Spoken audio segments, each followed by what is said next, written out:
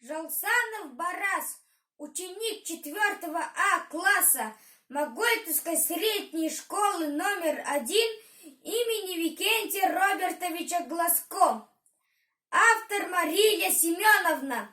Я только слышал о войне.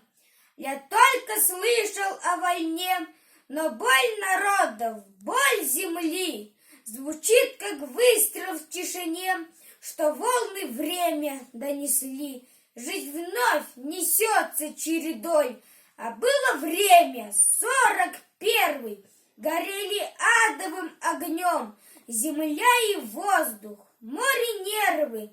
Я много слышу о войне, но боль ее пойму едва ли, когда в том бесовском огне мгновенье судьбы исчезали, как отдавали жизнь свою в 17, в 50 без стона, в чужом неведомом краю, под взрывы мин, под звук бастона, когда терялся человек, и из глубокого окопа вставала боль, глухая скорбь, вставала ненависть и злоба, и смерть неслась, и смерть, смеясь, хватала жертвы и казнила, и все смешалось, кровь и грязь, и от огней в глазах рябило, но помнил, верил человек, что есть любимый, милый, нежный, что это дом и белый снег,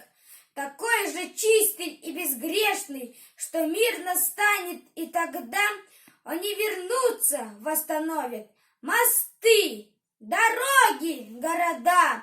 И эта светлая мечта их поднимает, в пекло гонит, их гонит память, боль и месть. Их горе старит, ужас белит. Вперед! За тех, кто мертв, кто лесть, за тех, кто любит, ждет и верит.